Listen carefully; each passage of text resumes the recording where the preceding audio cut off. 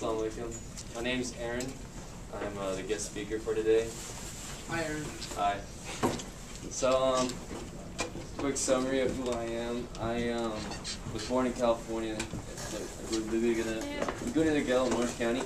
I moved up to the Bay Area when I was 8. And then I grew up here. I went to Doherty Valley High School in Cal High. And then I went down to San Diego State for a year for college. And then that's where I converted. Alright, so basically I'm just going to go over how I converted to Islam and the journey, how I got there. A little more background. I'm Puerto Rican and Chinese. I grew up with a Puerto Rican mom and Chinese dad. My dad was like this tall and mom was like that tall. So it was just really interesting growing up. I mean, I lived Southern California. I used to go to Disneyland all the time and whatnot.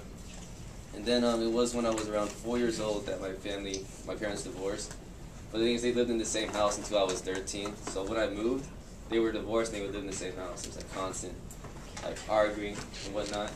And you know, we have like a 50% divorce rate country. Like, this kind of going pretty fast, I feel like. But we live in 50% divorce rate country, so a lot of people go through that. And how I dealt with that reality was that I would like constantly try to get attention in school, like point myself out as a clown, make jokes in class, whatnot. You know, a lot of people will do that. And you know, I was always constantly trying to make up for the attention I lacked at home. And then it wasn't until I was around 13 finally, that when they finally left the same house, that my mom got married my stepdad, who to this day we have a very difficult time getting along.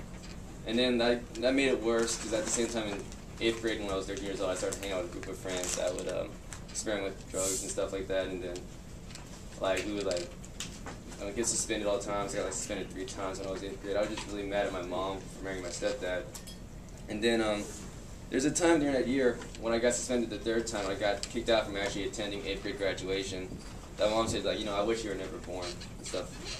So like, you know, that kind of like was a turning point when I started really getting more into different types of things and different types of friends. When I went to high school, I started off at Monte Vista, and then some time at Cal, and then I transferred to Doherty Valley. And at Doherty Valley, it was the first graduating class. I was a sophomore. So then, with this whole background of, you know, divorced family, mom I didn't get along with, and stepdad, you know, I really just wanted to like try something new. You know, just really just get out and try to do things. So I did football and wrestling, and then through that I met some people that would do parties and stuff like that. So I started getting into like drinking and all that stuff. And then when I was in around sophomore, junior year is when I started smoking weed. And that was probably the thing I did most out of anything else. But then, after a while, I realized I really wasn't going anywhere with life with this. Like, I was just pretty much like bored outside Safeway with a bunch of my friends doing nothing. Just, you know, San Ramon lifestyle, wish we could do something more. So then I decided, you know, I was kind of done staying in San Ramon. So I got myself together from like a 2.8 all throughout high school, and then in junior year I got a 4.0, and senior year 4.0. And then I transferred over to San Diego State. And by the time I did all this, my mom slowly started warming up to me. We had a very bad, like throughout all of high school, I was pretty much in court with her trying to move out of her house because my dad and my stepdad actually got in a physical fight, and I was there. And then my mom hit me off my stepdad, and just a bunch of other stuff. So it was pretty much a very hectic high school lifestyle. And I coped with that, like I said, by smoking a lot of weed and a bunch of other stuff. So then when I finally turned it around and, you know, showed my mom how she wasn't, you know, some idiot that was going to go to DVC and work at McDonald's probably, we were kind of, you know, on better terms and stuff like that when I left for college. But I was still very angry about all this stuff I had to go through and whatnot. So when I got into college, you know, pretty much full freedom, could do whatever I want. I mean, I already kind of had that freedom because the senior summer before college, my dad let me do whatever I wanted with the house. So I had people come over, like he would drink with me and my friends and a bunch of other stuff. He bought me a vaporizer. I'm not sure you guys know what that is. If you do know, I know who now smokes weed. So yeah, so a bunch of stuff like that. So when I got into college, you know, it was even more, you know, you total freedom. There's no parents at all, you know, having whatever you want. So then I joined a fraternity. 7 of my roommates were in a fraternity. I had a sweet style, so, you know, just imagine. It was pretty ridiculous. And then I also got involved in student government, and I was in Green Love, as you can see right here, sustainability branch, student government. And then I actually was the youngest to be elected to the vice chair position in the club. And on top of that, I had a girlfriend, and I was also on Dean's List. So my first semester, I just pretty much killed it. Like, I did everything I wanted to do, and I was also still maintaining the GPA and all these things to prove to my mom I wasn't an idiot. But the basis for all of my doing this and stuff was to replace all that anger and pain I felt growing up, not being wanted by my parents, of always being treated like an idiot by my friends, because I was always putting myself out there as a class clown. And it was during this development in college that when I had it all, I felt like I had everything I wanted: the girl, the fraternity, the student government, the grades. That something happened where I got in a roommate with someone, like one of my best friends in college, and I felt like, he betrayed me. And at that instance, I just felt like, and then I realized, I wasn't happy because I was letting some little thing get to me. And then I remember I was crying and I was very angry that night, and I was by myself sitting just thinking about it, and then all of a sudden I felt like this presence come down and just like touch me, and then it's like, it's going to be okay, and I was just totally calm like that. And my mom told me a story about before I was born, that when she was going to have me, she didn't want to have me, so she was looking over somewhere and she wanted to fall off. But then when she was about to, something pushed her back on and said, no, you're going to have this baby. And there's a bunch of stories I can tell you within my family of, you can say angels, whatever you want to believe in. And then, so that experience, I felt like this first time that there was something else besides what I could see watching me. And I was an atheist growing up. I hated the church. I still don't really care for some Christians. And then, just had this total attitude, everything's random, there's no purpose in life, we're just animals with a conscience, we just create our own purpose, everything's all relative and subjective, people just use God to try to make themselves feel better about having a crappy life and whatnot. So then, after that experience, I actually started rethinking about a lot of things I thought were true.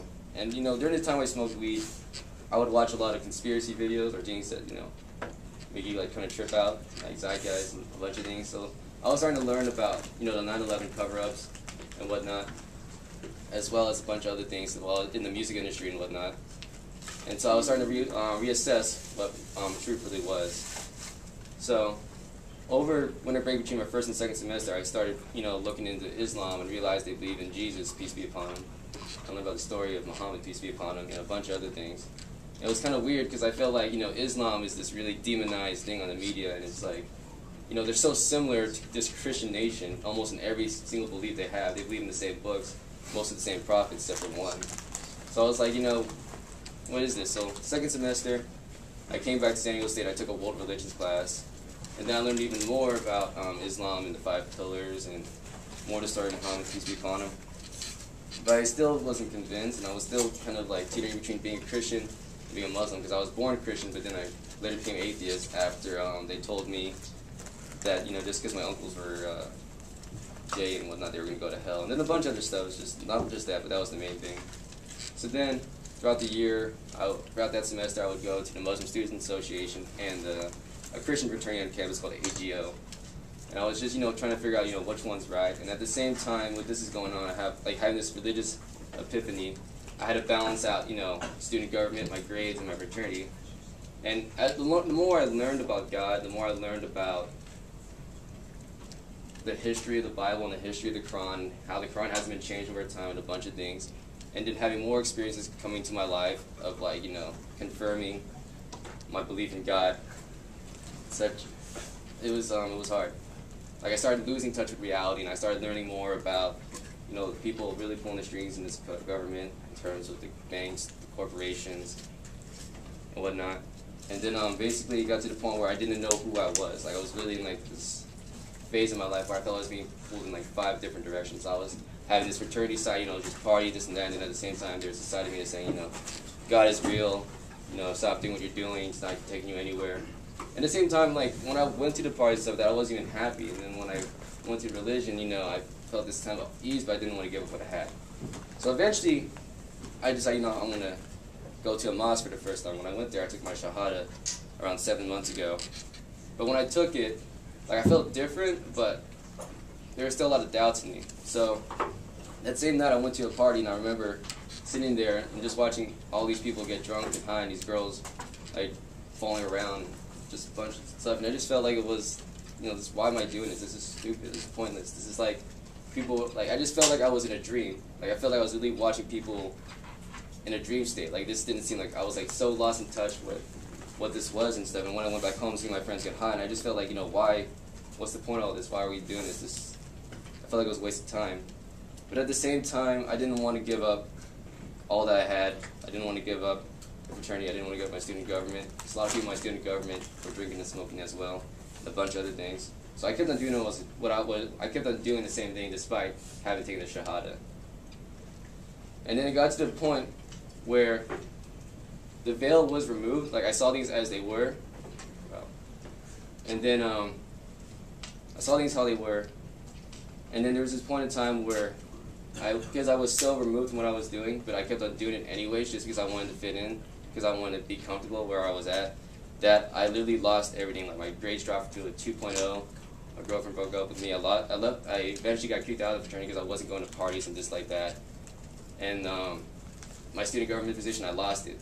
So, like, you know, and then it was like, I was like, wow, I can't believe this happened. So then at the end, I like checked myself in somewhere because growing up I had problems with suicide. And then when I went to college, that wasn't an issue until this happened. So I lost everything. Like, I started having those thoughts and it was very serious. So I left school to go to a place to be taken care of. And when I was there, the only book to read was the Bible.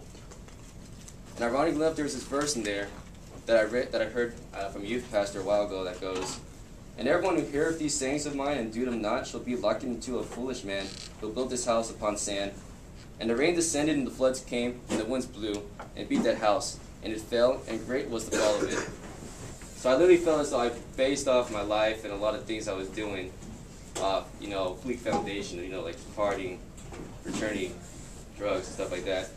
And then, you know, it was all gone just like that. And then there's a verse in the Quran that goes, "The similitude to the life of this world is like the rain which descends down from the skies, and the earth's vegetation absorbs it, but soon it becomes dry stubble, which the winds do scatter. It is only Allah that prevails over all things." So, being in the hospital and whatnot, and after losing everything and whatnot, I just was at the lowest point I was possibly at in my life. This was around 3 or 4 months ago. And my fraternity brothers didn't call about me, my girlfriend, nothing. I was pretty much just on my own. I lost everything just because I didn't want to accept Islam. And then I remember one of the few people that called me was my mom, surprisingly. And she never really called me during the year. And she, you know, she was the one that was really saying, you know, "I don't want you to do this to yourself. You know, you're better than this." And she kept on saying these things to try to, you know, reinforce me that I didn't believe her. But when I was in the hospital, I got a message from my student government saying that I got the most outstanding freshman of the year award. And then when I told my mom that, she started crying. It's like, you know, why can't you believe? Why don't you love yourself like I love you? Like, why can't you, you know, why do you feel like you have to be so hard on yourself? Why do you keep on doing things you know aren't good for you? And it's that moment that I just broke down and cried because I realized that, you know, I was wasting my time trying to impress the wrong people. I was wasting my time trying to do things that didn't matter in the long run. I was wasting my time doing things that weren't going to last. And then, you know, hear my mom for the first time say she really loved me and crying and telling me these things after she told me I was better off dead, after hitting me to get off her husband and stuff like that, and having her come back to me like that. There was a hadith that goes, "Paradise lies beneath the feet of the mothers." So it wasn't until my mom said that I fully embraced Islam and I fully, you know, got into my deen and whatnot. And then so then I left San Diego State. I now live with my mom right now in San Ramon. And I feel like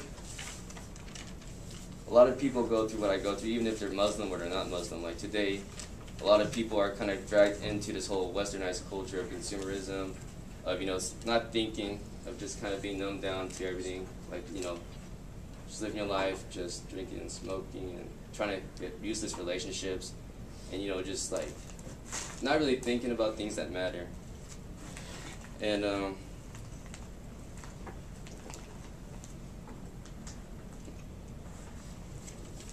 I think